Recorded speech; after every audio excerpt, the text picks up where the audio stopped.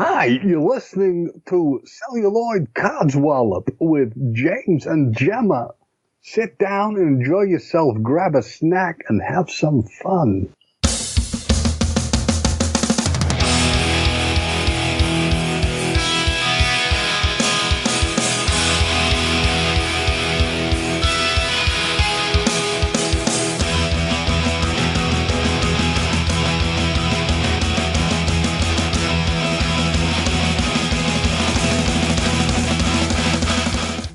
Hello everybody, and welcome to this week's Talking Codswallop.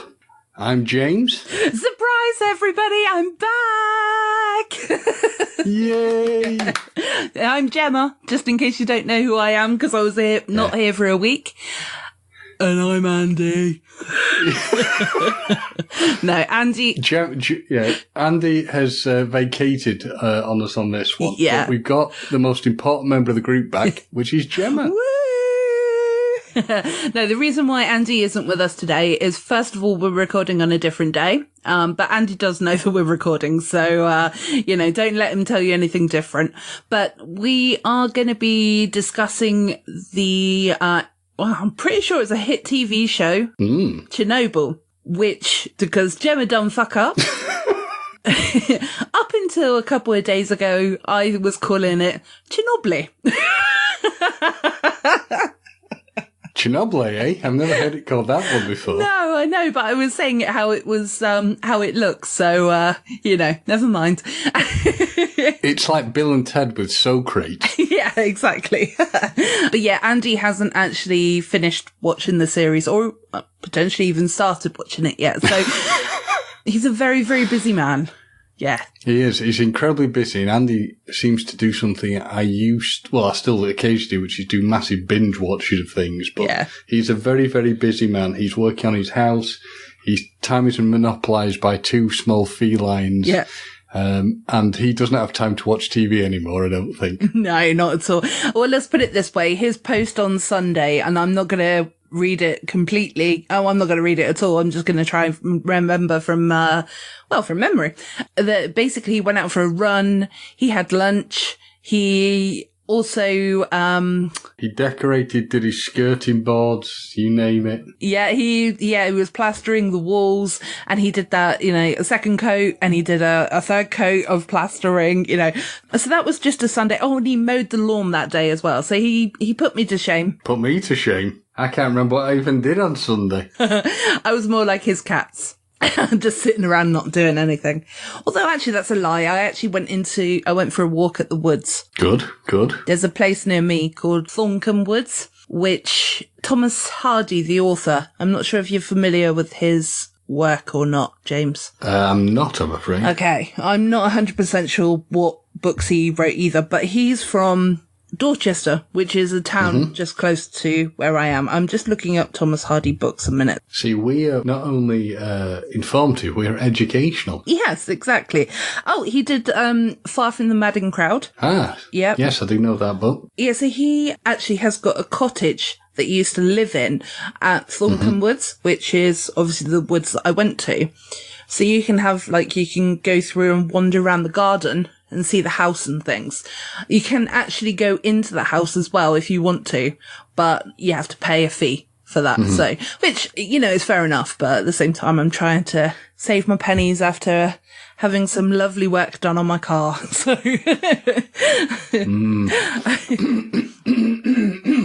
Lovely indeed, yes. Yeah. I know all about that feeling myself. Yeah. Am I supposed to be leaving that coffin, or is that coming out? It's entirely up to you. If you feel it adds a dramatic element to things, keep it in. Yeah. Not kill it. Just before we actually sort of start the episode rolling properly, I also wanted to just quickly reach out and say thank you to all of the listeners that have reached out to me this week and actually given me lots and lots of lovely messages of health and, good thoughts and everything, which I know you and Andy sort of mentioned at the end of the episode last week, but yeah, it really meant a lot that a lot of people not only kind of missed me being on the episode, but also just the fact that they sent their love. Oh. Yeah. See, people do care. Yeah, they do care, yeah. But they still also, I'm sure, thought that you and Andy did a grand job as well, because I certainly did. So, and at the end of the day, I'm the important one anyway, aren't I? Correct, yes. To quote Bill Murray in Groundhog Day, keep the talent happy. Yes, exactly. Or the boss, in my case. Well, both, the boss and the talent. So, as you know from, I think it was last week's episode. No, it wouldn't have been last week's episode. It would have been the episode before. We asked our listeners if they wanted to start participating in sending in Codswallop of the Week. Because obviously we like to have our little moans and things as well. But we seem to just focus on cars and petrol at the moment. And without Andy, really, there is no real Codswallop. Exactly. We love you, Andy. We do love you, Andy. Yeah, he'll probably be listening to this in about 4 years' time when he's actually watched the episode. Those bastards. I can't even remember what I did or what I said. So, James, I'm excited to tell you, we have got our first load of What a Load of Codswallop from a listener. Woohoo! Oh, yes. Yes. We found somebody else who's miserable and fed up. Fire away. Yes, so this is from Tim Dawson, who is at TimDawson87 on Twitter. And he is officially popping our cherry, so you can, change your Twitter handle to Pop the Codswallop Cherry if you wish. Yes, Tim, I'm lying back and thinking of England. Okay, that's inappropriate, James. Totally staying in, but it's inappropriate. So sort of to give a bit of a backstory of what Tim is codswalloping about this week is people may or may not know that there has been a bit of a kerfuffle, let's say. I like that word. Kerfuffle with Babelvision this week. I'm one of the people who didn't know. I am so lost on this entire thing, so I'm intrigued to know what's happened. Yeah, exactly. So basically what happened is that the people who'd actually paid for Babelvision got a refund. So, of course, it caused a bit of concern and panic as to what was going on. I fully understand that.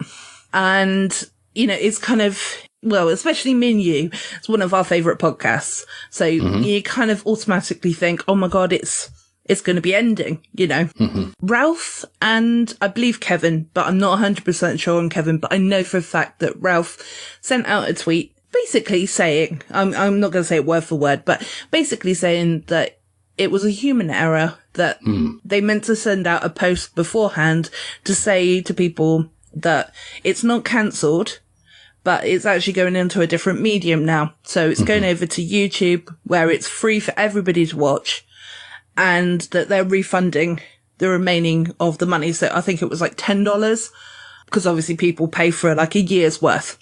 And even though he sent that message, people still were overreacting about it. And they were sending it directly to him, to Ralph, I mean, who's a lovable firecracker, Yes, he is. Yeah. You can see by his post, he was getting more and more annoyed. Yeah. By the fact that people were still jumping on the bandwagon of, slating things. Well, as I understand it, there'd been like a huge response, like an emotional response from loads and loads of people on this. So I wonder if there'd just been a bit of confusion. Yeah, I think initially there was confusion. Yeah. Because obviously when you get a refund, you think, well, hold on, why am I having this? Yeah, something's been cancelled or something's completely gone wrong, yeah. Yeah, exactly. But with this situation, like I said at the beginning, it was a human error. I think even Jordan, I can't say her last name, but Jordan, Kevin's assistant, I think she even put out a post saying sort of what was happening and things like that as well. So, they covered all bases, but it was kind of after the effect. So Tim's Codswallop this week, I'll read it to you. So I'm sorry, listeners. Hopefully I'll be reading this as good as possible for you. He's put, from what I can tell, an announcement may have come a little time after refunds were issued for the Babelvision service, which I thought, fair enough, you're only human. So he's making, obviously, the point that I made at this point. Instead of asking what happened, hearing an answer apology, and moving on, some of these people started bitching and moaning about the fact that they had been loyal customers and shit. Or, we should have written, and Codswallop at that point. Come on, Tim. You know better. They are now getting the same thing they were paying for free, and for some reason, it's an issue. Sometimes I think that people need something to rage against, but I was so close to getting that perfect. It was so close. But this is such a non-issue. It fucked me off, basically, is what he said. I think he's got a valid point there, you know, because it literally was just plastered all over the internet. And I just don't, I get it initially. Like I said, I get it initially. People reacted as they should have reacted initially. Right. But then when you've got those posts out there, which are so easy to read because, you know, you've got access to everything, it just makes no sense to me. I'm going to be honest, Gemma, just confused. Because for me, I'm just totally lost on the whole thing. So, okay, well, I think I've made my point anyway. You know that, you know. Well, it's Tim's point. It's Tim's point, but I think because I shared that viewpoint as well with him, that, you know, that is kind of, you know, it's good. It's obviously good that, you know, he has come across with it as well. So no offense, Tim, but I'm still confused. So yeah, sorry, I can't chip in because I don't understand any of this. No, I feel like an old person. Oh, what's the internet? Do I feed my mouse some cheese? Yeah. Want some cheese, Gromit? That's right. That's a film show. Whatever. I do not watch. Never got Wallace and Gromit. Oh, really? Never appealed to me at all. Oh my God, I love it. I love it because it's, you know, the fact that they've made them, all those little pieces, and they move them all around and everything. Oh, yeah. It's very creative. I like it. But, okay, fair enough. You can have your viewpoint on that one. But I disagree. Yeah. So anyway, thank you, Tim, for, bringing that one to our attention. And, also, you know, I do share your viewpoint, and I'm also interested if any people who actually listen to Hollywood Babylon, and, you know, like, I'm happy to listen to the other side of things as well. So, like, with regards to the Babel vision, taking aside the initial fright that you had, I think that's probably a good word to use, the initial fright, you know, taking that out of the situation. For any of you who sort of went on to then persist with being annoyed by it and things like that, I kind of want to hear from you guys as well, because I'm just interested to see where you were coming from with your thoughts, basically. Well, it's always good to hear both sides of an argument. Indeed. Whereas I don't understand any of this, and that's not, I'm not saying that for a comical effect, I just literally am confused by all this thing. So yeah. If anyone else wants to get involved, and particularly the other thing is, for anyone who's got any other Codswallop things that they want to discuss with us, this is cool. Bring it to us. We'll discuss it. It's interesting stuff. Yeah, and next time we'll have Andy here as well, so I'm sure he'll love to have a little rant and rave about things. Oh, yeah. Yeah. Oh, yeah. Yeah, so the Eeyore scale does still apply. So if it's a Brillo pad kind of Eeyore tail, then it's Andy. If it's a feather duster, it's me. If it's anything in between, it's James. And certainly with Andy, if it's like a thistle, you've hit the ultimate point of unhappiness. Yeah. So. Yeah, indeed. But anyway, again, Tim, thank you ever so much for popping our cherry there with that one. We really enjoyed that. We did. I'm really confused, but I enjoyed it. Yeah. But, I mean, have you got anything, you know, like, I suppose it's just social media in general, really, isn't it? I think what you're hitting on is the fact that, as you said, there was a huge, it was loads of people who were expressing concern. And it's this thing you see on social media in general where people maybe respond without being given all the information of what's happened. Because you see, I see it on Facebook, I see it on Twitter, I see it on loads of different platforms. There's an immediate response to things. And I think a lot of the time, people need to maybe just step back and review everything or have the ability to review everything. But hell, we're in a world where if you want to express your opinion, you can express your opinion. So all is well. Yeah. All is well. Suppose we better let them. Have you got any Codswallop this week? It's been pretty good, to be honest. Yeah. I did get to, no, I think we've done all right, actually. I've had a pretty good run on things. No major issues. It's been a pretty good week. Nothing's grinding my gears, as Peter Griffin would say, or in our case, I don't have any real Codswallop that I can think of, so that's pretty good. It's pretty Yourself? Good. I did have something, but I can't remember what it was now. So obviously it wasn't that big of a deal. I'm not annoyed with the postal service, which is always a good sign, because I came back to a wonderful gift. A wonderful gift sticking out my mailbox. Have you opened it yet? Cool. I have. I think it was, I honestly have to say that I think that Gemma is possibly related to my great aunt, because her wrapping ability is second to none. It's second only to probably a German person sending me something that's wrapped and wrapped and wrapped. So those trees did not die in vain, I can tell you. I'll tell you the reason why I did it like that. Well, first of all, I'll tell the listeners as well that I probably used about 10 envelopes, the A3 envelope. Mm-hmm. I suspect the Royal Mail think I'm some sort of drugs mule. Yeah, probably. Oh, but yeah, it's a shame. It's a shame you didn't take a picture of it before you opened it. Oh, I should have done. Sorry. Yeah, I'll wrap it back up again and then take a picture. See if you can do as good as I did. Basically, the reason why I did that was because when I brought the envelopes, I actually thought that they were the padded ones. Ah. Yeah, so I didn't want it to sort of get damaged on the way to you, or bent or anything like that. It was absolutely perfect the way it arrived. No issues at all. Yeah, and it didn't get put in the bin, so that's good. No, that's true. Yeah, so I used loads of envelopes as like the padding. But yeah, normally I'm big on trees and I love trees, and I hate our office in a way because we use so much paper, and I get so sad by the fact that we use so much paper because, you know, all the trees that have died.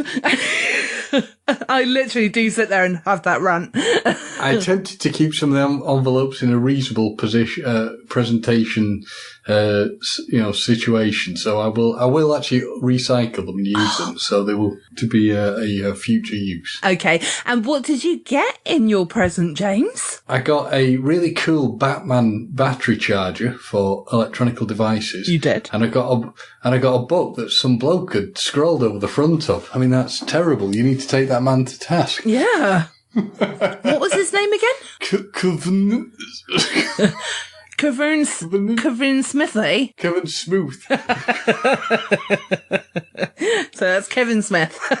It was Dogma. Yes. Wasn't it? That's brilliant. The Dogma, thank you so much for that. Oh, you're welcome. I mean, that's brilliant. Yeah. Yeah, I saw it. I didn't actually get him to sign it, but I did see it I actually got it off eBay and I saw it and I was like, oh, that's so James. I have to get that. Well, it really means a lot you sent it to me, and it elicited my former catchphrase when I saw it of sweet. Yeah.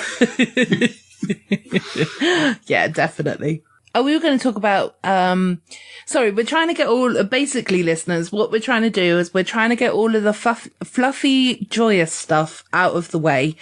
And before we actually go into, I want to say Chernobyl. Our celluloid codswallop section of the thing. Yeah, exactly. I still want to say Chernobyl. It's really annoying. Chernobyl, because obviously those of you who have watched it, it isn't a fun, bubbly kind of program, but it was absolutely fantastic. So we will get onto that in a moment. But a few weeks back, James, you asked me about, me and Andy about childhood memories. Yeah. And since then... Ideally happy ones, which Andy managed to... Yeah. I think, to be fair, I don't think it was just Andy. I think it was me as well. So, yeah. Yeah. No. I think that was the start of me not being well as well that episode. So, yes. I wasn't on full form because it was my dear mother wasn't very well that episode either. So, I was kind of on tenterhooks. How is she now? Oh, she's fine. Yeah. She gave it to me and then she was, then she was fine. Oh, yeah. And sharing, caring. Yeah, but then when mine went into like severe bronchitis, nearly turning into pneumonia. So, obviously I was very ill. We all got to bounce back, haven't we? Correct. So basically what I'm saying is if my mum's listening, I was iller than her. Yeah. You win the ill back. Yeah, but I always do. So I always seem to get iller. Yeah. What a point speed.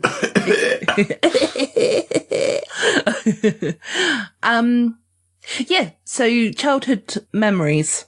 I'm going to have to pause my brain a second because I'm trying to think of... Well, while you're doing that, I will share a nice positive image for the listeners. I saw a lovely little fluffy baby bunny rabbit today. Aww. Yeah, which was pretty cool. Aww. Was it somebody's pet or...? It was just on the side of the road, bouncing around, so seeming quite happy. Aww. And when I was in Germany, when I was out, and this is quite an interesting thing to see, when you'd be walking sort of near to the forest areas, my father and I kept seeing little brown forest mice with no fear of humans at all. Because one of them just walked out and was like there looking at me and my dad and then just scurried off to do whatever it was going to do. So no fear at all. Did you see wild boar while you were there? I couldn't have seen them let's be precise. I could have probably seen them in the wild if I'd gone looking for them. Because I know there is a restaurant in the, it doesn't sound so nice, but there's a restaurant that has them for pets in a forest area for obvious reasons. So yeah, they would be around somewhere. Because I remember when I went to Germany, I think there was 2 times that I went. So I was 7 the first time. And then I was 14. So obviously there were 7 years in between. So I can't remember which age I was, but I think I was the 14. No, I was 7 because it was just me and my mum who went over. The second time I went over, my dad was there. We were actually walking in the woods or whatever they're called in Germany. So it's near Cologne. Okay. We were actually walking through the woods and there was wild boar everywhere. Wow. You just look at them and you think, wow, you really wouldn't want to mess with them with those big tusks. And the other creature we kept seeing a lot, we saw 2 very, very much up close were heron. Cool. And we even saw one of them in the grounds of the facilities my great aunt lives in actually dive in and get a fish out of the water. Oh, awesome. We see him a fish, so yeah, that was pretty cool. Yeah, because obviously we're on animal watch at this point. When I drive home from work every day, if I go a specific way, there are actually a family of deer that are by the side of the road. And it's actually quite a busy road, but they know to stay where they are. They know not to sort of come too close to the roadside. But it's always nice. But it's quite funny when you're driving and you can see the locals as they're driving by because everyone's just like drives by normal because they know that they're fine. But you can see when there's a tourist that drives by because they give them a wide berth. It's quite funny to actually, I can understand that though, yeah. Yeah. So yeah, but it is really lovely to see. And you kind of wonder, it's a bit like, Q when he says about the Staten Island deer. I'm always thinking like, where did they come from? Yeah. No, I totally, yeah. Yeah. Because the highlight, what I can see out my window right now, are just loads of rabbits in the field across. So yeah. Oh. We are definitely on animal watch. We are. Well, I mean, I can go with what I can see out of my bedroom window, which is a brick wall. So I'm sure it's a wall, isn't it? Yeah. Donald Trump has been around. Oh, yes. So we've been chatting and I've not been thinking about my happy memories. Yeah, but we've discussed happy, lovely animals. We have. So maybe we'll leave it as that. Because there is one that I want to bring up, but I kind of want Andy to be here for it. Excellent. Because of one of the people's names. So, so I kind of want to find out, because their surname's Barr, and I want to kind of find out if there's any potential relation. So nice. Yeah. So that will, that will be another story for another day, maybe. Cool. Yeah. Right. So, James, I think we've been discussing a lot of nice, fluffy stuff for a little bit too long now. Let's get on to Chernobyl, shall we? Yeah. Let's fusion this episode. Yes, exactly. So this is the Celluloid Codswallop moment. It is. Spoiler alert. Spoiler alert. Spoiler alert. Spoiler alert. What were your thoughts on the TV programme? Also, just for people who want to watch it, who may not have seen it, it's on Sky Atlantic or it's, for those who haven't got Sky, it's also on Now TV. Mm-hmm. What were your thoughts on it, James? The way I initially found out about it, I saw a trailer for it and I was unsure what I'd be sort of seeing. My initial knowledge of the Chernobyl incident is basically just through the historic aspect of it. Yeah. What I found very interesting going into it is it's a 5-part series. Yeah. And what I liked when you initially saw it is, well, throughout every episode, it sort of gives you involvement from different people in it. But when we go into the first episode, we are straight at the coalface, really, so to speak, with the people working in the control room.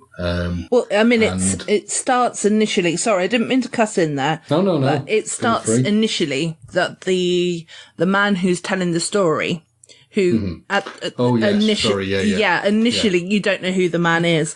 But he's recorded the story onto tape. And just for any millennials, well, not millennials, but whatever the next category down is, tape is something that used to be like a CD. What's a CD? Yeah. And, yeah. Okay. So he's recorded a load of tapes and then he heads on downstairs and he puts the tapes into like a safe place. And there's somebody waiting in a car. And I'm not 100% sure who the person was who was waiting in the car, but they were waiting to sort of go over and get the tapes. And then you see the man feed his cat, which obviously Andy will approve of. And he gives him 4 days worth of food. And then he kills himself, doesn't he? He hangs himself. Yeah. Well, what it is with, I mean, thank you for refreshing my memory on that. That's all right. A large proportion of the people you see in this show are based upon real people. Yes. There are a couple that are amalgamations of, there's one person who's an amalgamation of different people into one character to try and, move the dramatic license along. What I do like is obviously you see that initial thing, the shock of this man dealing with the guilt of what happened within the Chernobyl incident. And going back to what I was saying, the fact that you sort of were at the coalface, you've seen people within the plant as the whole thing is happening, which was obviously, it was a night crew who were on, they're doing a test run on the safety of the rodding system within the nuclear facility. And there is a concern, and you sort of, to skip ahead slightly, you find out that the people who were on the night shift were not fully versed in what they were doing. But you can kind of see that in the first episode. They're sort of questioning why they're doing things. Whereas the man who is running everything is sort of saying, you must do this situation, this test. And where... Very arrogant, isn't he? Yeah. Yeah. As I understand it, where Chernobyl went wrong is that the system was shut down, I think, when they're trying to remove... No, instead of shutting the system down, they ran it while... running water through the system and removing rods. If I'm wrong, please correct me. No, you're right. Running off my memory a bit. Yeah. The system basically was not designed and went haywire. It went insane and blew. And you're correct on... The interesting thing I found is when you're watching this man who's supposed to be the manager, who's arrogant, when he's told, we believe the core has gone, that it's exploded, he says, the system isn't saying what it's saying, it's doing this. If I was to dissect the entire show, we'd be here for probably about 15 hours. So what you see is from this huge explosion, the single worst nuclear explosion which has happened on this planet, and the fallout is... The crux of this show for me is two things that really get me are the selflessness of people in trying to stop the situation becoming worse. The cover-ups is what... Yeah. But the people who knew... Oh, okay. Sorry. What I mean is the people who knew that what they were going to do to try and stop this going wrong, to get even worse. Yeah. They knew they were going to die. You had people on the day of the actual explosion going in and closing valves who died. Although I've heard that some of the people who supposedly died in the show actually survived. Some people who were there. The problem they have is it explodes, there's a fire, and they say to them basically, right, we'll send the fire service as you would expect to deal with a fire. But these people are so ill-equipped to deal with it and don't know what they're going into. Because a lot of them were like volunteer firemen as well, weren't there? So yeah. Well, the problem you had in things like the Soviet Union under a communist ruler is this the idea that everybody is bands together and for the greater good does what they are told to do. Yeah. And this is certainly something you saw evident within this programme, that there was this big push of, well, if we tell you to do it, you just do it. I mean, I know that happened to society anyway, but there's a huge push under communism of that. You do it for the greater good of the nation, comrade. Yeah. But people going to this thing with no idea what they were dealing with and basically were pretty much death sentence for them, wasn't it? It was... Yeah. I think it was kind of... Because to me, like the first episode, because also I just wanted to say as well, because we got a message from Lucy who'd watched this program as well. She wrote, "What did you think of the structure of the series? I enjoyed the structure in that we only find out the chain of events leading to the meltdown in the last episode." Which I agree with her. Yes, that was a good, yeah. She kept you focused and wanted to know more. Yeah, and then she ends with, "So the audience was as much in the dark as the characters." Yes. Yeah, which obviously, that's good. I was going to say also, going back to the first episode, because you were saying about the scientist. Yes. Who obviously had a big part in this TV program, but on the first initial viewpoint, you don't realise, obviously, that when he's hanging himself. Mm-hmm. I actually had a thought at that point that it was more that he was in fear of what was going to happen to him if he actually, because he's obviously gone out and he's like done all of the tapes. He's done his bit to actually make sure that the story gets out there, which was obviously very important to him. Mm-hmm. But, it's obviously because you got the KGB, which are like to keep things under the rug, shall we say. Yeah. Obviously have to be a bit careful with that one. Not that I think any listeners are going to report us to the KGB, but, still. Well, I hope not. Anyway, I'm not going to give you my address just in case.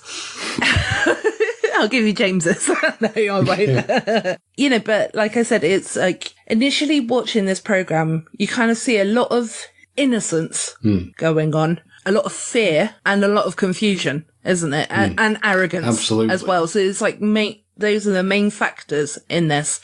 So you got the arrogance of the people who know what they're doing, but they know that they shouldn't be doing it, but they're trying to get promoted. You've got the innocence of like the firefighters, for example, but also the innocence of the people, because obviously there was a huge amount of people that went on a bridge. Yeah. And they went to view what they thought was beautiful because they'd never seen it before, because obviously big, massive blue light. There was a glowing light and and the cloud, well, not cloud, but the billowing, graphite and other stuff and nuclear radiation pouring out of the plant. But you're right, yeah, people would naturally look at it, because if you're being told there's just been a fire, because all you think about it initially, the thing that I again saw that was a point you made is that you've seen these people constantly saying, this is the Soviet Union, we can't be seen as being weak by the West. We've got to show that this is under control,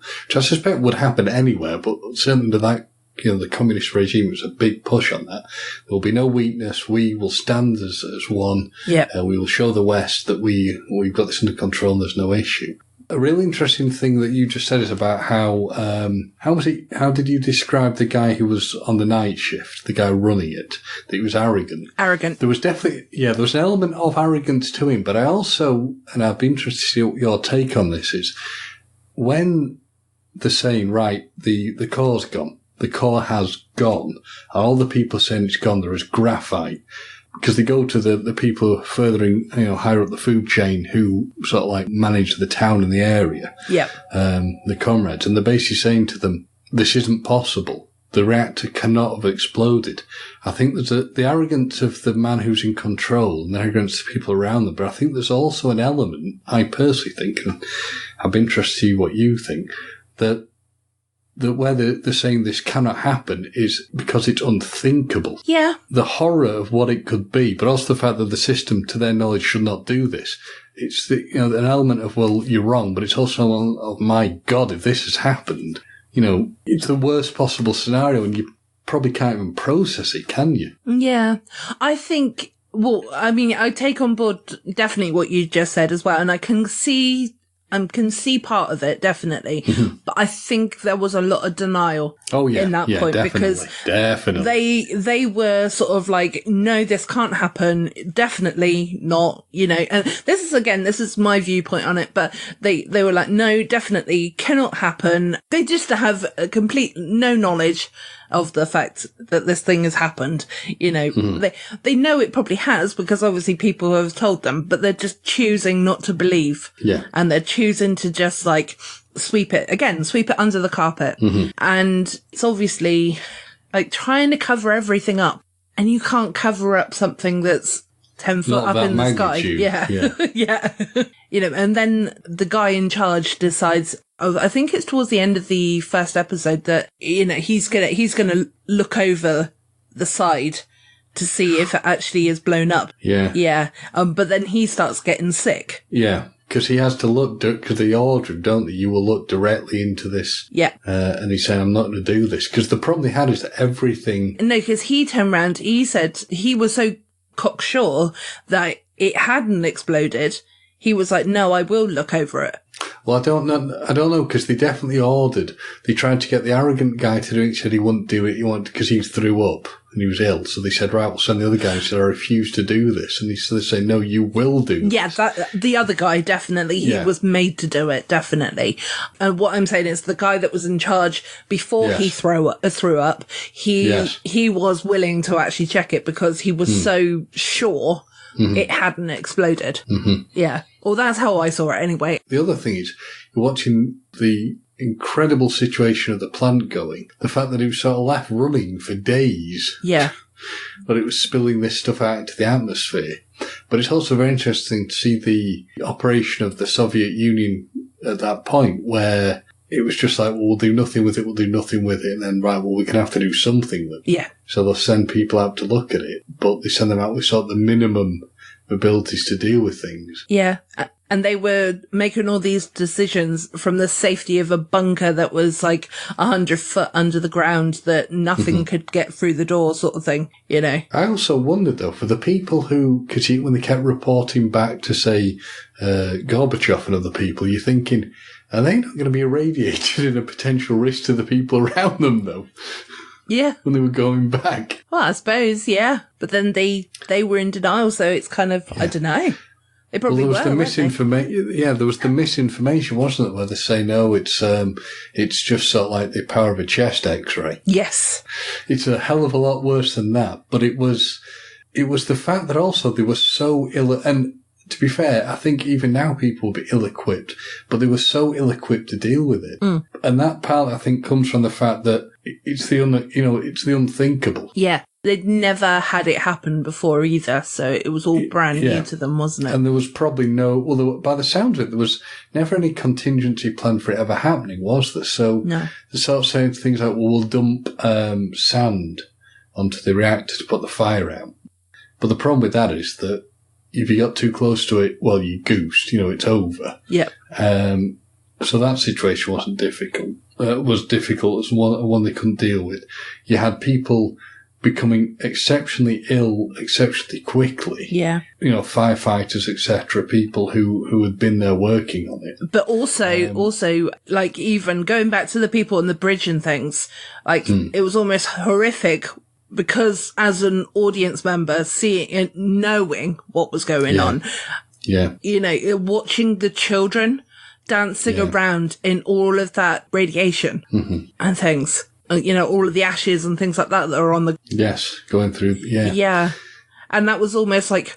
It was almost horrific to watch because you knew that they were going to get really ill. Yeah. And die from what they were doing. But, you could also see it from the character point of view of the innocence that they don't know what's going on, you know? And the problem you had is that also the people in charge didn't actually move the people out of Chernobyl for days and days. Yeah. And when they did move them out, again, this is all documented, they basically said to them, well, you'll come back, you'll be able to get your stuff. And obviously, Chernobyl is a no-go area. Yeah. People cannot live in it. Yeah.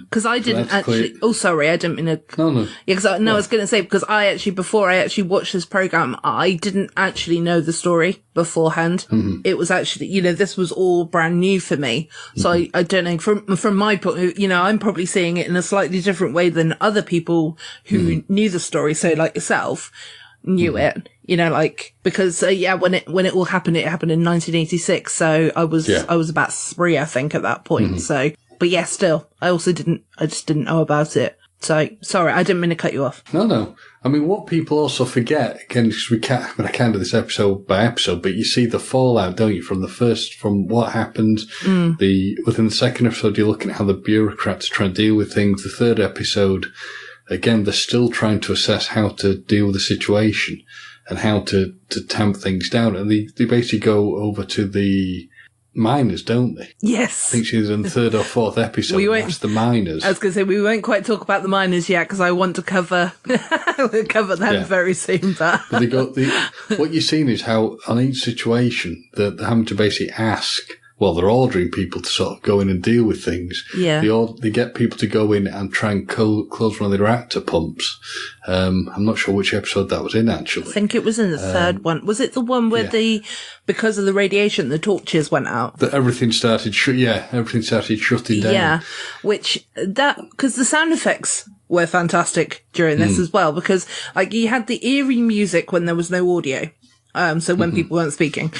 But you also had the radiation monitor, so constantly clicking. And then you hear it getting louder and louder and louder as they get into the worst area of it, know. And that's when all their torches start going out, isn't it? And that had to be so scary with all those noises around you. Yeah. In pitch black, not knowing how to kind of get out and knowing that, well, kind of knowing when you're in there that you're going to be dead, Which is kind of what they pretty much said to them, didn't they? Yeah. We're not, we're going to have to be honest with you. The Soviet Union was actually honest with the people, supposedly at this point, saying, we're asking you to do something where you're not going to be able to, you will not survive this. There was also the shock element when you had the two leads, and I've forgotten who the actors were, unfortunately, where they were saying, this is the head scientist and the guy from the government. Yeah. Who basically said, we're going to have 5 years, within 5 years, this will probably kill us because the radiation levels. And that's kind of when they bonded. Yeah. In a way, isn't it? Because before that sentence was actually said, they actually were, they were kind of separated in their views. They were at odds, weren't they? Yeah. Yeah, so, there was one that was a government official. He was playing by the book of the government official. And then you have Mr. Scientist over here who just wants to get the job done, kind of thing. Mm-hmm. But also another couple of characters that we're not discussing as well who played a massive part in this program are the husband and wife. The husband who was a volunteer firefighter. Yes. And what turns out to be a pregnant wife. Yes. And obviously, because they are quite a big point as well. And also we had the, sorry, I don't remember any of their names and I probably couldn't pronounce them if I did. So, but then you also had the female scientist as well. She's also a massive part. Who was trying to warn them. She was the amalgamation character. She was based on a load of different scientists that had been involved with him. The other interesting thing that I think, my mind goes back to is that in the first episode, and throughout, they're all sort of saying, like what the chap says, it's chest x-ray. It's come through this many, whatever the clicks are. And the problem they faced, and this definitely happened in real life, is that their equipment was only designed to measure up to a certain point, and it was just clicking straight to the top. Yep. Every single time. So you'd lose any ability to measure it because from what I remember hearing, I think instant death is maybe a level 10 or something on a nuclear scale. I think Chernobyl was listed as like a number 7. It was like the highest ever level they've ever had. And as I said, there was a very similar incident in the 50s when there was a problem with one of our nuclear power stations where something had gone wrong. And again, somebody had to do the same horrible thing of looking over into the tower, so to speak. But that the problem we had with nuclear has never been anything like Chernobyl. And from my own personal perspective on Chernobyl, now I was 4, so I don't remember it, but I think I told you and Andy this. The problem with Chernobyl is the fallout it had against other countries, because the nuclear outburst, wasn't just sort of, nuclear stuff doesn't just go, oh, well, I'm over this country, so I'm going to stay in that exact area. Wind causes it to travel, and it hit areas Germany, Poland. Germany, the surrounding area, the surrounding European areas. It hit the UK. I know I was out with my mother. I've heard the story from my mother and from my father that I was out with them playing. I think we went to a park on the highest, the day when the nuclear stuff was supposed to be its highest going over the country, which was always a concern for my mother, whether it ever had a negative impact. Who knows? We'll watch this space. But it created damage to livestock in other countries. It was a thing. But you hit on it, and I always want to keep going back to this, the point that you made when you talk about the fireman and his wife. Yeah. They probably weren't completely aware of what they were going to, but the selfless act that man did, went some way to hopefully improving things. And unfortunately, it's pretty obvious what would have happened to the poor guy. Yeah, exactly. So, like in this program again, you've got so many different stories going on within one, which is what would happen in real life. Yeah. You know what I mean? Yeah. And it's a theatrical piece. It's not completely going to be real. But you can imagine that all these things happened. And like even back to like the doctor at the hospital who turned around and said, oh, well, there's no ambulances coming in, so it can't be that big of a deal. And then it's like cue next scene or potentially next episode. And there's like a fleet of ambulances coming in. And then the wife of the firefighter walking down the corridor and a man trying to give her his baby because, he wants her to survive, but she's already infected, And it's the thing I think even in the first episode the second episode, when the questions in the hospital is, do you have iodine tablets? Yes. And the doctor says, well, why do we need iodine tablets? And it's true, there would be no planning for this. No. And certainly the fact of asking people to do things, I'm sure we'll get onto your favourite, or not favourite, but the bit that sort of like got with the miners. But it's like with the army, when they basically said they thought they'd finally managed to be able to do something with the situation because they had to sort of like tamp in the melting. The problem they had is that they looked at it and they made the decision that the melting reactor, they could dampen it down, there'd be no issues, it'd stop. And what they're saying is, we've got a few days to work this out, or a few weeks. And then the amalgamated character scientist lady says, well, no, you've got like 48 hours. It's going to eat through things. Water's still going in and everything will just, Yeah, because they don't realise that the taps have been turned on again, do they? Yeah. Yeah, because obviously, again, the baddie, let's call him the baddie, he sort of made workers, who were the people who actually were doing the test, that he made them go down and actually turn the taps on by hand. Yeah. Well, I mean, I think it was their choice not their choice that they went down, but their choice that they turned them on by hand. Yeah. Because I think there was no other option. Yeah, I think the situation would have become a lot worse if they'd not done that as well. I think that was the problem. There was the risk other things could explode. Yeah. Because again, at that point, it's this thing that you're looking at this thing. The situation's impossible to call as breach, Carter breach, not, everyone keeps saying, again, I take it, yes, there's the arrogance, but it's also this, look, there's no way that could happen. It's such a horrendous situation. Everything's in place to stop that happening, and it's happened, and you're presented by this god-awful situation to deal with. Yeah. But it was the element of, I mean, I'm going ahead, but this thing where they said, right, we've got robots who'll be able to move the graphite and put it into I think that was the idea, wasn't it? Put graphite in that would melt and cover and sort of block everything off from the top of the tower. And they had to ask the Germans for that, didn't they? Which obviously there was a big rivalry going on between Russia and Germany. Yeah, they're asking West Germany, who would be their enemies. Yeah. To provide them with robots. And of course, it doesn't work, does it? No. Because the radiation levels are so high that the robots can't function. Yeah.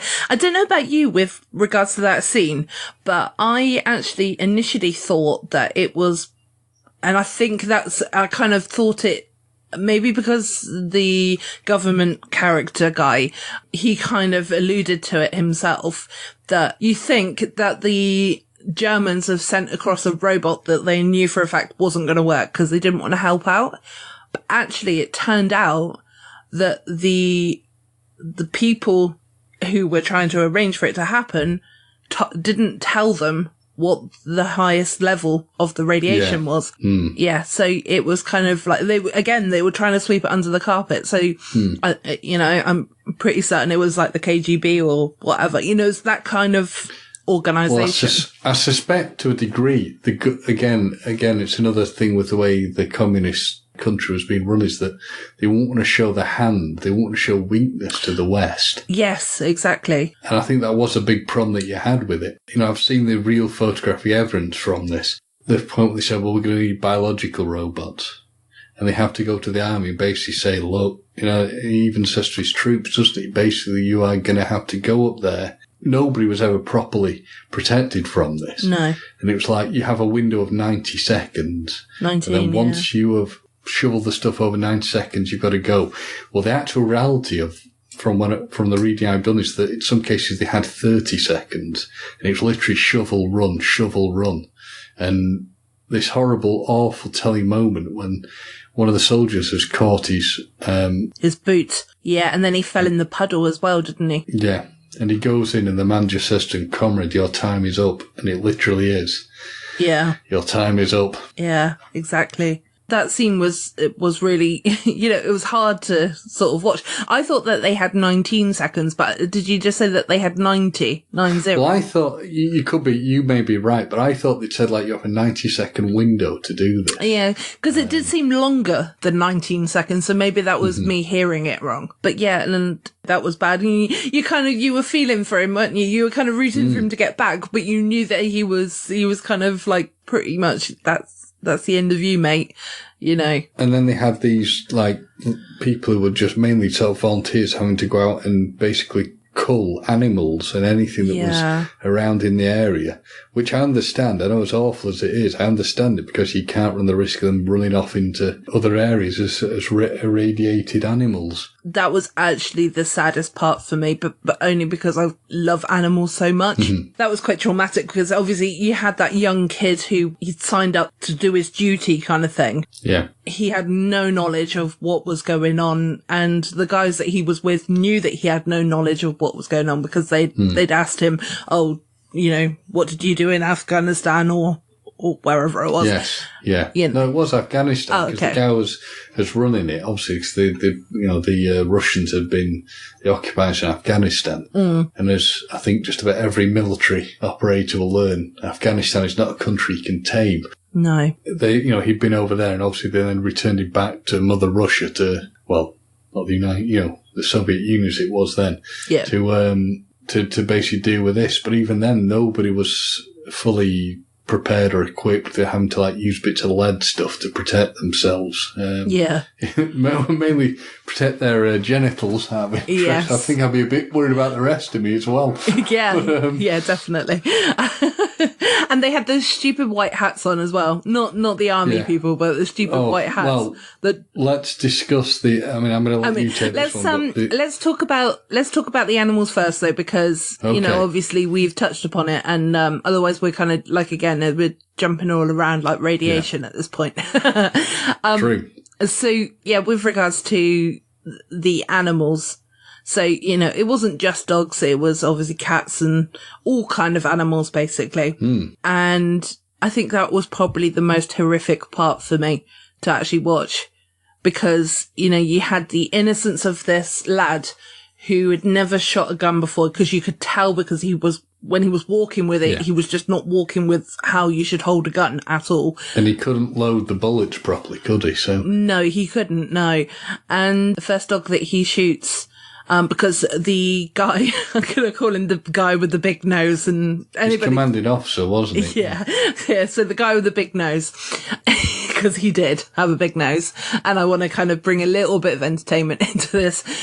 So he said that if you leave any animal undead, then he'll come around and he'll kill you, kind of thing, didn't he? Because obviously... Well, he was saying don't let them suffer, just kill them straight away. And if you haven't done it the first time, you shoot them again to make sure they're not suffering. Yeah, exactly.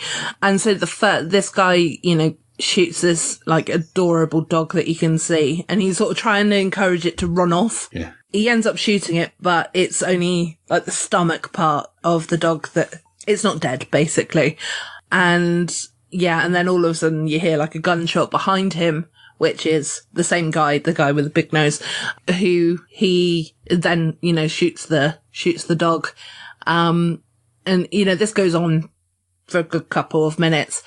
But then they have a little break as well. And, you can see this young lad and he's just got absolute tears in his eyes. Mm-hmm. And he almost like mans up at that point, even though he's crying, because it is an emotional moment. But he almost becomes a man at that point because he starts drinking the vodka, doesn't he? Yes. Yes. Yeah, and I think, does he start smoking as well at that point? Yeah, he certainly starts smoking later on. Yeah. Because they're having to go door to door, aren't they? Yeah. Into properties. Yeah, and then the next, after they have their break, I think was the hardest part when he... Yeah. Yeah, when he... I know what you mean. Yeah, when he goes into this house and he sees a dog with I think, there must have been about 7 puppies. Obviously very cute little puppies that were just like, doing puppy things with their mum sort of thing. And he's just stood there shocked and he's frozen, isn't he? Not shocked, he's frozen. He just cannot do the job. And you see then the other guy come in and he takes over. But you can also see that he really doesn't want to do that one as well.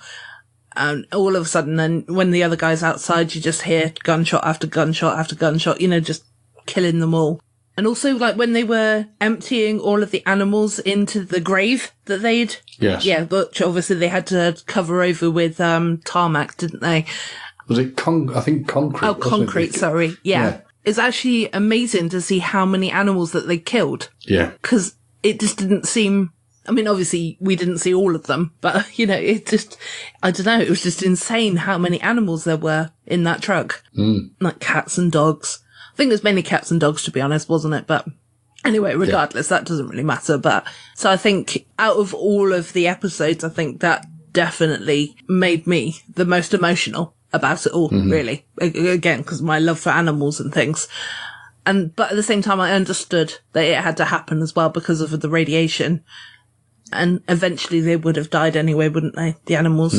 So, and I think it was also the inherent risk, as I said, if they left the area, there was this fear they would spread the radiation to either other animals or people or other surrounding areas. Yeah, exactly. Again, while this is, sorry, were you going to jump onto something else then? Well, I was just going to ask you it's when you mentioned the white hats. Oh, yeah.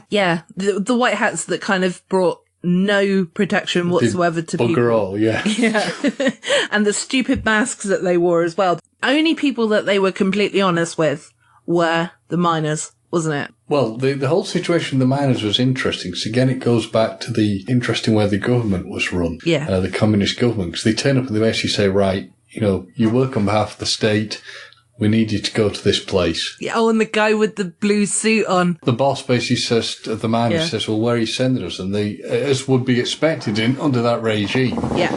Well, you don't ask questions. We tell you what you do it. And they're saying, well, basically, no, you've got to tell us where we're going. And they tell them to the man who's the head of the coal section, who wears this wonderful suit and yes, a wonderful light blue suit, which doesn't stay wonderful for very long. No, because the miners all give him a nice pat on the yeah, which I thought that was actually quite nice because that was a bit of light relief, wasn't it? It was. Yeah, it was a bit of humour in it. So, I liked that bit.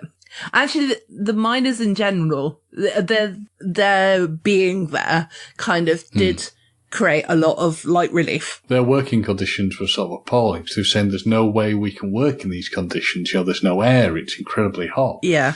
And they're saying we need we've got to have some sort of ventilation system. And the man's saying, well, you can't do it, there's dust. And the head miner says, well, I've been breathing dust all my life doing this job. And the man says, not like this, because it's all irradiated. Yeah, and then all of a sudden you then go to the next scene. And bearing in mind, I watched this program with my mum. So, which was quite an interesting program at this point, because I'm watching and my mum's kind of watching as well. And all of a sudden I go, is that a penis? And lo and behold, all of the miners, basically what they've done is they've removed all of their clothing, apart from one that I noticed must be a little bit shy because he had his underpants on still.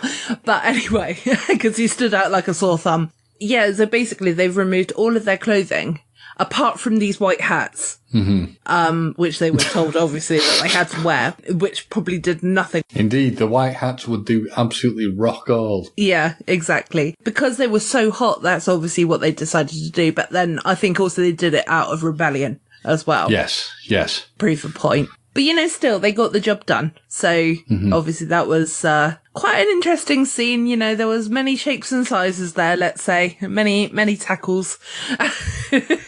What I can do that I'm afraid will burst your bubble slightly is that there are still some of the miners alive who actually did that in real life, but they refute the nudity thing. But they actually refute it happened in real life. So I think there may have been a bit of artistic license there. Yeah. Hey, it's a TV show. Exactly. It's more interesting. Exactly.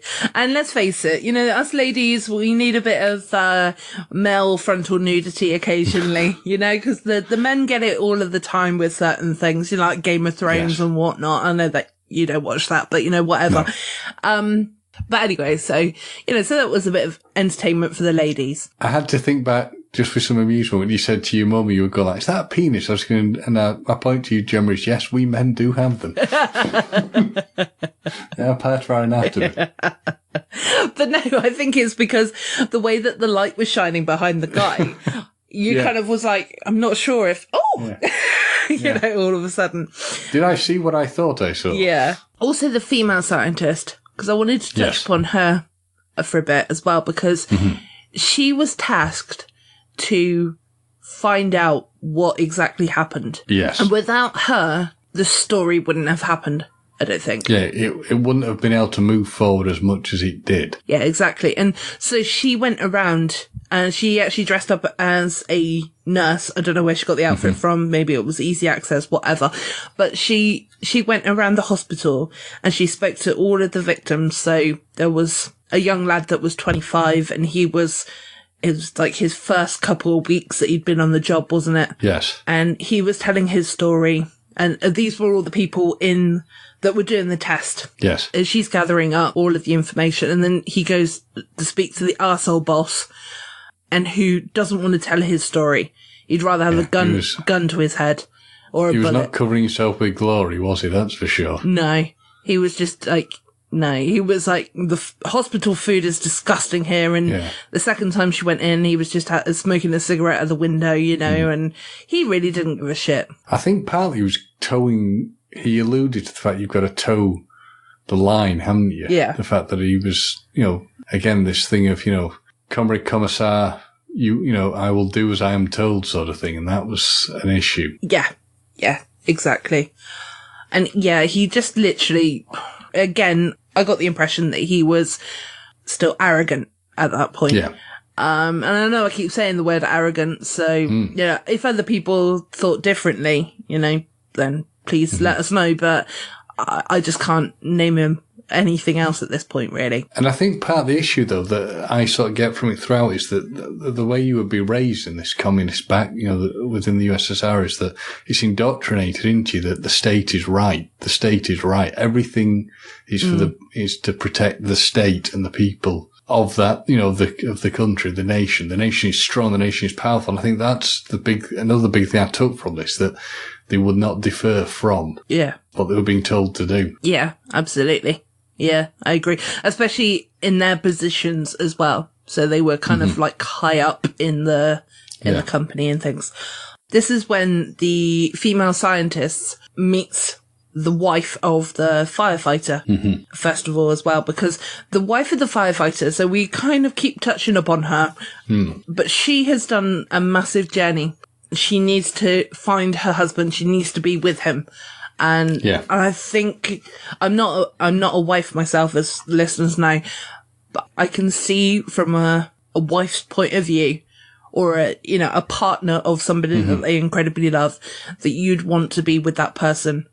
And even if you know that they're going to die, you want to be with them. Well, initially, she probably wouldn't have had a clue what had happened or what was going on, would she, with him? She was kept in the dark. And to get to him, she was given the right to see him. But when she got to the hospital, they basically just saying, well, no, can't see him. She said, but I have the papers. Because, again, that's the big thing you'd have to get. Within the USSR, you'd have to get papers to allow you to do certain things, to go in certain areas, very tightly controlled. Yeah. But she paid the nurse off, the first nurse, didn't she? She paid her off to let her through. And she sees her husband, and she initially sees him, and he doesn't seem too bad. But unfortunately, he deteriorates exceptionally quickly. Yeah, he does. And at that point, the female scientist kind of sees her for the first time, like I mentioned, and she realizes that she's pregnant. Yeah, and she's obviously holding her husband's hand. She's doing very wifely type things, not wifely type things, but but she's doing the things you would expect to do for your partner, for the person you love. She wants to do what she can to help him. Yeah. But she's given no guidance apart from told you can spend, was it a minimum of half an 30 hour? minutes. Maximum, sorry. Yeah. With him. And then basically, because of the sheer magnitude of what's coming in, the hospital staff just sort of lose interest. Well, not lose interest, but forget everything else. Yeah, they forget about that one situation because obviously they've got massive things going on downstairs or in other rooms. You've basically got people melting from the inside, haven't you? Oh, God, yeah. Ugh. That's horrible. Because you sit the entire, and this will be realistic, the entire human system is basically just, on a molecular level, is breaking down. Yeah. And they discuss within the show, don't they? At a point, you can't even treat the person with, say, a painkiller because I think the blood system starts breaking down the veins. Yeah. But going back to what you were saying, the scientist goes insane, doesn't she, with the staff saying, what are you doing? You're allowing this poor woman to be around these people. What is happening with this situation? It's awful. Yeah. And then she says, I'm going to tell the story, or she says something along those lines. And that's when you kind of see the first people from the KGB who turn up and they're like, what story are you going to tell? Yeah. Because in the USSR, I mean, in most of the places, this would probably still happen under any government, but with the USSR, you really would be in the doo-doo if you tried to release information. Yeah, exactly. And she gets arrested, doesn't she? Yes. Which, the government guy and the male scientist, they both get her out. That's sort of the beginning of the next episode sort of thing. Because she probably been thrown to a gulag somewhere, so if they'd not released her and just sort of forgotten to time. Yeah. Or considered to be treasonous. But where it moves on from there that's very interesting is it's the fact that she says every single person is saying the same thing about how the action taken on the night was incorrect to deal with the situation. Yeah, yeah. And that's when she gets told about a button. Yes. I can't remember the button number, but irrelevant. Well, it's not irrelevant. It's important to the story, but irrelevant as in I can't remember what the number is. And so basically it's a button that it's like an emergency button that they push to terminate the test. It's an override system, I think, isn't it? Yeah, exactly. It's kind of like, like when you've got a machine, machine that's working and then you've got the emergency stop button that you would press. They would literally cut everything off straight away. So obviously that button was pushed. She actually goes to a library and she's got the right paperwork so that she can pull out some documentation, all different types of things. And the guy in the library, he comes back with everything crossed out apart from one, let's say, book. And that's the only thing that she can have off of that list. Yeah. Yeah. And they won't allow her to have anything else. But actually it turned out that was the best thing to have, because she then realizes that with this document, there was pages that were ripped out. Mm-hmm. And those pages were the ones that were saying, don't press that button. Yeah. Because if you do press that button, it's just going to make it explode. you know? I think what, if my memory serves me, was happening is the button was supposed to reduce the, was it meant to like drop the core temperature, but instead what it was doing was causing it to spike. Yeah. Rather than drop. And the initially saying, well, this is impossible, this can't happen. And the order was supposed to be given to, I think, press this button or do this with the system. And it was found that everyone, bar the manager, was sort of in agreement. This is what they'd been told to do. Yeah. And it was a known fault, wasn't it? As the show goes on, as it becomes aware, because obviously I think they had to, and if I'm skipping ahead too much, Gemma, I apologise. No, that's but fine. They'd obviously mentioned something, I think they'd been in Geneva or something, and they'd had to discuss the situation. And at that point, the main protagonist, the scientist, had towed the company line. And they're basically saying to him, right, if you do this, we'll give you a nice promotion. We'll give you a nice job if you do what you were supposed to do, comrade. And then it comes to a discussion in front of a trial, a jury. Not a jury, like a military trial in Russia. The USSR, sorry. And it is decided beforehand, probably for dramatic purpose, but the lady scientist says to our two other main protagonists, someone has to tell the truth about this. Yeah. And the truth, it's presented to them that this issue with Chernobyl, it is suggested that the government were aware that there was this fault, but chose to do nothing about it. And it's actually a thing that is in other nuclear reactors. Yeah, exactly. But also, I was just thinking about the fact that, it's almost kind of jumping on a little bit, because I know I keep going back to the wife and whatnot. So at this point, her husband's died and he does not look like her husband anymore. He was a rather good looking man initially, and now he's just literally, like James said, he's kind of rotten from the inside out. Yes. It's horrific, like seeing him like that. But then she's then gone into labour, and the story comes out, the female scientist says she gave birth to a little girl who lasted 4 hours because her child had taken all of the radiation. Mm-hmm. So, like, what the mum was obviously touching when she was touching her husband, literally the child took it all in. Saved her mum's life, but at the same time, she was then, the wife was then left with no husband, no baby.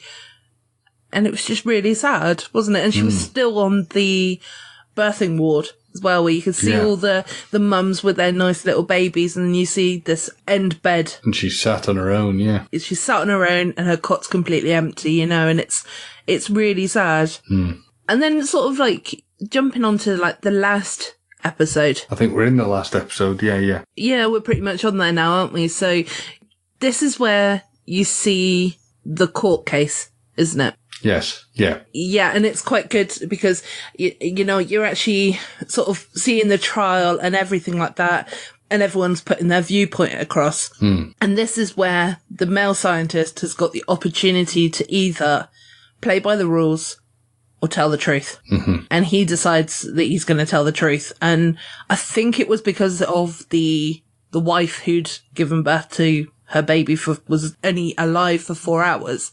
I think that was kind of what spurred him on to do it. I think also probably guilt about not, the fact that he'd not said anything earlier, and the fact that the guy who's working with from who was, a politician, had sort of said to him basically, you need to do the right thing. Because they both recognised their mortality was, they were now compromised, their health was worsening. Yeah, one of them was sort of coughing up blood, and he knew that he only had like a year left, and the other one, the scientist, his hair was sort of falling out, wasn't it? So yeah, his health they both had certainly deteriorating health. Yeah. And they challenged the situation, and it was two party officials who were in the dock, wasn't it? And the manager of the night manager who'd been on, the arrogant chappie. Yep. Who were on trial, weren't they? Yeah, it was all three of them, wasn't it? Yes. Yeah. Yes. And actually, just before we get onto the actual trial, because at the beginning, because obviously it kept skipping back and forth, didn't it, a little bit? It did. So it was like 3 weeks before, and up to present day and things like that. But actually, the guy who was kind of in charge with the curly brown hair, he almost, in this episode, because obviously he was still a bit of a baddie, But you kind of almost saw that he was actually the more innocent out of the three of them. Because at one point he turned around and he said, look, we should give it 10 more days. That's what they're recommending. To leave it, I think it was 10 more days or 10 hours or however long it was before they did the test again. Yeah. Because they knew that something had happened at a different factory. And, it was kind of, he was kind of at that point pushing for it, but the other two guys wanted their promotion. So they were pushing for it to be done there and then, that day. And you then saw that the night crew, who had zero experience and never ever had done it before, then, the story is unfolding in this episode, basically. Yeah, that was the problem, wasn't it? That it was so like, the entire situation, you didn't challenge the authority. So the authority told you to do something, by golly, did you do it? Yeah. And it was like their jobs were threatened, but not only were their jobs threatened. Their lives are threatened, aren't they? Yeah, but their livelihood as well. So it's kind of like they were saying that, okay, you may never work in this factory ever again, or nuclear plant. You won't work anywhere. You will never work there. You will never work there. You will never work there. So basically they're saying that you're just going to be on the street if you walk away from this now, Yeah. Or I suspect they'd be, imprisoned as enemies of the state, so. Yeah, which just shows how much control these people had over their people, Hey, welcome to communism, baby. Yeah, exactly. So I think, that was quite shocking for me. I think all of it was quite shocking, really, because I just knew nothing about it. So it was like complete virgin eyes watching it for me. Mm-hmm. The judges decide at one point that they're going to take a break because the government guy is sort of coughing quite badly. Yeah. And he's coughing up blood. So he leaves the courtroom and they obviously do a little recess type thing. And when they all come back in, judges are actually saying, right, okay, let's recess for, 2 days and we'll come back to this tomorrow or we'll come back to this whenever it was. Mm-hmm. But the actual government guy stood up and he said, no, let him tell his facts right now. Because they're trying to close him down and say, you've told us enough. Yeah. And he hadn't. And he then goes on to tell the truth of what happened, he's got all of these diagrams as well, hasn't he? That, like it's like all the red ones are the warning signs and then you got the blue ones on the side, which are like oxygen and water and whatever the other ones were, because I can't remember. It was all very scientific at that point and my brain just went, blah. Yeah. I have to be honest, I couldn't follow a lot of it. My uncle's a chemist, a retired chemist. He might be able to guide me on some stuff in more detail. It didn't help because the words were actually in Russian as well. So they were in Russian, yes. Yeah. Yeah, so they were trying to cut him short. They were unsuccessful. And obviously he told the truth. And then he gets imprisoned. And then it's kind of... Well, I don't think he got imprisoned. The problem he faced, they didn't imprison him, did they? Basically stripped him of everything. So they said, well, you'll keep your title, but you'll never ever work again. Yep. He was imprisoned to a degree, wasn't he? Because he had the KGB probably following him all the time. Yep. And the cushy number he'd been offered, he wasn't going to basically get any promotion. And he was put in a room, wasn't he? And one of his superiors basically said to him, well, you'll keep your job, but we can't kill you because, you're now too well known. It'll be, people will notice you're gone sort of thing. Yeah. But he was basically just left with nothing. Well, it was kind of basically they were just going to wipe him off the planet, really, weren't they? Yeah. Because it was like his story will go out there, but he won't be known. He'll be discredited, yeah. Yeah, exactly. And just out of curiosity, when obviously they were filming in the room with all the wallpaper and stuff, did the wallpaper make your eyes feel funny? Because it really made my eyes feel funny. A little bit, yeah. Yeah, okay. I know what you mean. Yeah. I wonder if that's like something that they did on purpose or whatever. Probably, yeah. Yeah. So, and then it kind of goes back to full circle, really, where, he's coming out, he's being taken off, basically, to go home. Yeah. And then you've got the female scientist and the government guy who are just kind of looking on and they know that they can't do anything at this point. It pretty much is how it ended. It just recapped, giving you what happened with the people the real people who were mentioned in it, how they had gone to prison. One of the people had come out after, was it 10 years, and gone back into working in the sector. Yep. The arrogant chappie, I think, had died. What happened to, I think most of the, to be fair, because of the distance in town we're talking about, a lot of people had died, but things like, obviously, the recording. It was. Oh, sorry.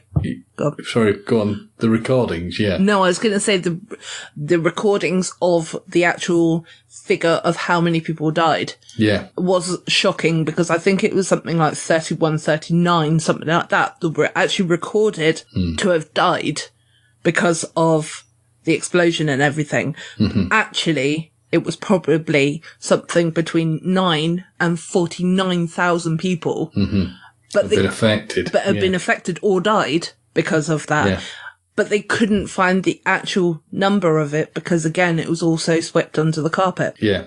That was the interesting thing, again, locked state secrets where they wouldn't release the information. Yeah. Again, the big takeaway from me on watching the show, and with my knowledge minimal, I don't have great knowledge on the Chernobyl incident, but it's the fact of the situation of the people who went in knowing they were going to die, but did things because they knew it would help people. Yeah. Which was a point, actually, that I think the army made, didn't it, to the army officers? They said, this is what we're about. We're going to go ahead and we're going to do something.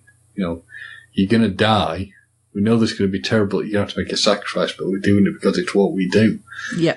But it was the interesting thing in the first episode when they had the old sort of Bolshevik chap who's going, we will not allow our Soviet brothers sort to be weakened. We will not question the situation, which gave you an interesting insight into how things were run, basically. He's sort of saying, we'll stay together as a strong nation. This will not affect us, and we will not allow anybody to be aware of this or help us. And it was quite a telling thing. Was he the same guy, though, at that point when he was making that speech on the first episode, that when they were all being evacuated on the I think, buses, yeah, I noticed that. Yeah, he was then sat on the bus, running away, because he knew that it was bad. He didn't want to lose his life. So, yeah, it was a lot of sneakiness. So I've got a question for you, Gemma. So Chernobyl, as an area, how dangerous it is still. Because one of the things that I found out reading up that was spurred my interest, I already knew a bit, but spurred some more reading up, is that there's something called the elephant's foot within the reactor, which is where the radiated material is covered in graphite and concrete, and it's still in there, and it will still kill you if you get near it. But a couple of interesting things I found out. The other reactors were still being used for several years after, believe it or not. Oh, really? People still, from what I'm sure what I remember reading, some of the other reactors were still actually being used for several years until they were completely shut down. And within the area itself, obviously it's empty, but you can take tours to it to actually go around the ghost town of Chernobyl, and there's still some animals that are still living there, and supposedly there's no issues. My question is, would you do it? Oh, I don't know. I think I probably would. And I know that sounds crazy because of all the risk factor. But just to experience it, because it's like if I was to ever go to Amsterdam, I would like to go to Anne Frank place, the where she lived, and what's I can't remember what the place is called.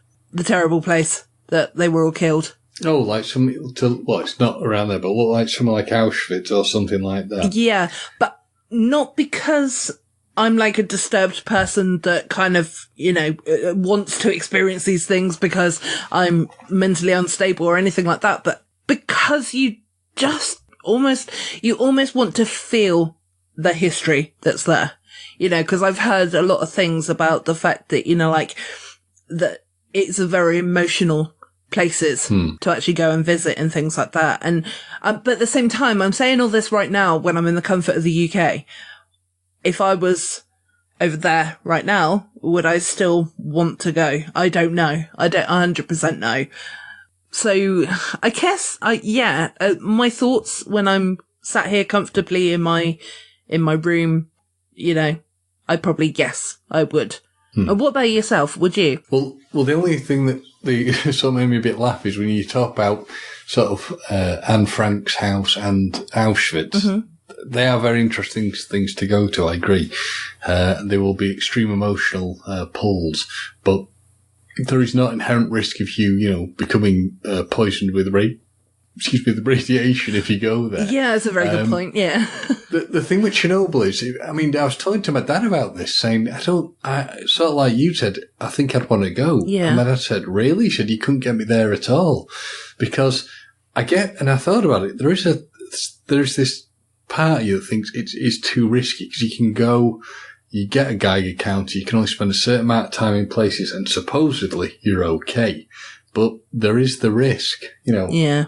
To me, there is too much of a risk, and I've seen video footage of people going around it. So I might just stick with watching the YouTube stuff, to be honest. Yeah, I think it's just to experience like a ghost town kind of effect. It's all about kind of the feel of things, isn't it? Yeah. I suppose also because I kind of like horror and I kind of like things like that. So it kind of is on my wavelength in that sense. But yeah, like I definitely was hesitant with my yes. Yeah. So, like I said, if I was probably in that area, but not actually there, I probably would have second thoughts. If I was actually, like I said, this is coming from the comfort of sitting here in the UK where I'm in a sleepy little town where nothing's going to happen to me. Or, touch wood, nothing's going to happen to me, But I can't physically answer that question until I'm in the situation. Do you know what I mean? No, I agree. Yeah. I agree. Yeah. It's a difficult one. Yeah. I think you'd have to look at all the sort of things you're presented with. Yeah. Yeah. I was going to say, with regards to the TV program, one thing I really couldn't get over, and the one thing I kind of didn't like, was the fact that all of the characters were British. Yes. It really annoyed me that none of them had even a Russian accent, yeah. twang to it. Yeah, that kind of annoyed me a little bit. Well, they all seem to have very mixed British accents. And then speaking of accents, you had the wee lad who was going around shooting or attempting to shoot the animals, who suddenly had an American accent. Yeah, I noticed that, yeah. All of it, yeah. Which stuck out like a sore thumb. Yeah, exactly. So, yeah, that kind of took me. The only guy that kind of had a Russian accent, and he kind of stood out a little bit, was the guy with the dark curly hair, who was one of the first guys, the three guys on the... I don't think he was that Russian. I think he sounded more Northern England, to be honest. Yeah, I suppose. I was just thinking, because he sounded a little bit more gangster, though, didn't he? Well, yeah, that was his... But also that one, his character and his acting style. But nobody had... Yeah, you're right. No one had a particularly strong accent. Yeah. Skarsgård had his own accent. He was playing the party member. Yeah. But yeah, nobody had a particular Russian accent in it, which I know, might have added a bit more to it. But who knows? But then, I don't know, maybe that was into the contract of... Because I'm surprised that they were able to do it, actually. Well, most of the cast were English, weren't they? Anyway, English actors, so... Yeah. I'm surprised they were able to tell the story with everything that we've just sort of discussed about how it was all covered up and swept under the carpet. So maybe them, and this is me just speculating, but maybe them all being British or that one American, maybe that was the way that they could get over any hurdles, get by. I don't know, maybe. Well, it's interesting you said that, because I've heard rumours that the Russians are looking to produce their own show. Oh, really? I've read that. Whether it will come to fruition, whether it's true, but I've read that, so it'll be interesting to see. Yeah, as long as it's got subtitles, of course, because obviously we won't be able to understand it. Well, I was going to ask you, Gemma, using our new scale on the show, how many fish would you give it? Yeah, our new scale that Andy came up with, which I thought was brilliant, yeah. How many dying irradiated fish would you give this episode? No, they're all alive and kicking. I'd give it an 8 out of 8 out of 10 fish. Not 8 out of 10 cats. 8 out of 10 fish. I think I'll probably give it 8.5. So. Ooh, 0.5 extra. You and your 0.5. I'm feeling generous today. Yeah. But another thing that I wanted to touch upon as well, because I did mention to you, I wanted to almost reference the place that I used to work. Because when I was watching this program, it kind of made me think of the place that I used to work. And I won't be naming the name. Not that they were dangerous or not that, there's anything wrong with this place of work, but I just don't think that I should name their place because I don't want to give them bad press or anything like that. So where I used to work, there was high levels of chlorine used for certain products. And we're talking really high levels of chlorine. It was to the point that if the chlorine alarm went off, you all had to be in certain areas and you had to stay in those areas. Wow. Because if you were to walk through the corridor and you smelt chlorine, you'd be dead straight away. Gee, God. Yeah, it was, in that sense, it was scary. I mean, it never happened. I mean, the alarm went off a couple of times, but it turned out that it was a false alarm, so it wasn't anything to worry about.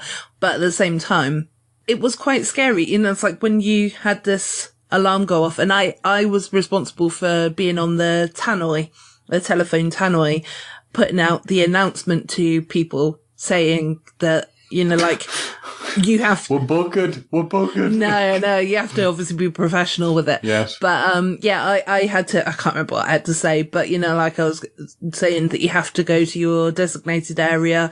Mm-hmm. Simple things like the aircon had to be turned off because obviously that was a way that it could all come in.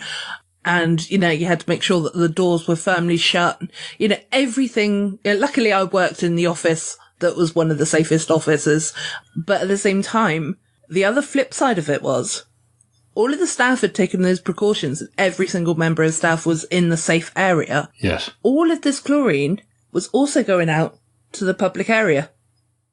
So if this alarm actually did go off and it was actually a real chlorine moment, then the local businesses that were surrounding it and also homes that were surrounding it, they were just unprotected. So it's like it went out into the, because the thing that they always used to say to you was, if you're in the building, that's the safest place to be. But then what precautions did they take for those people that were outside? And it kind of made me think of this whole, in a sense, this whole Chernobyl thing.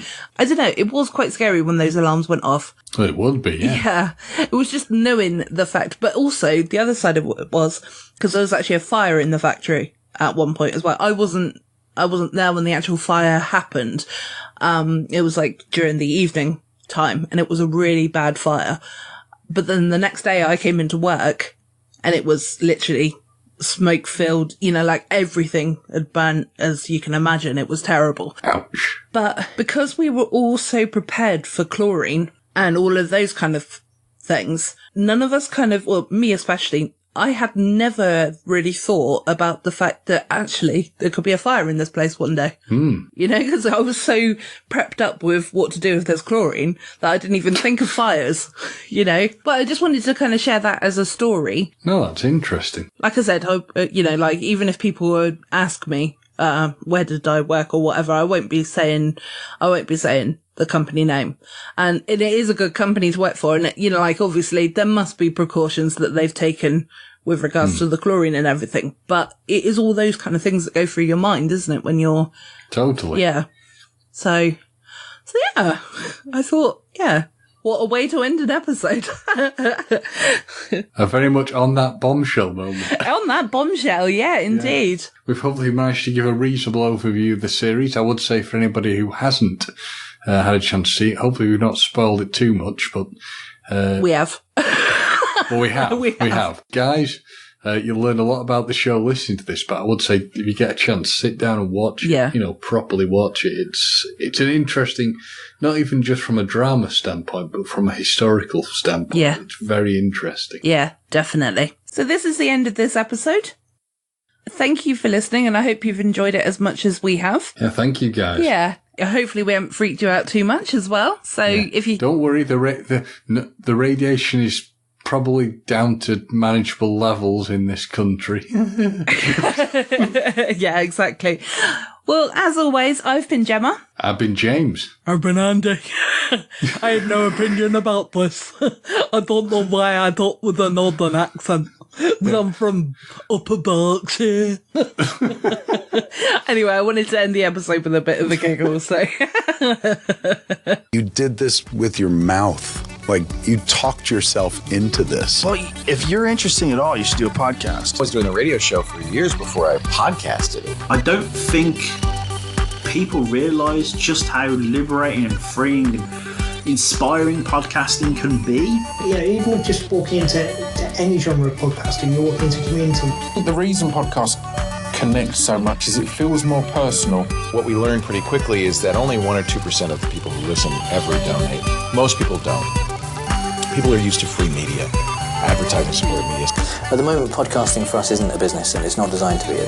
You know, running something as a business or being paid doesn't always mean dollars, pounds, euros. It can be payment in another way.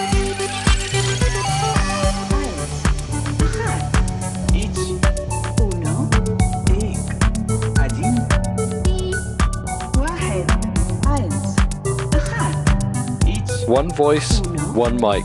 A short documentary about the rise of podcasting. Coming 2019.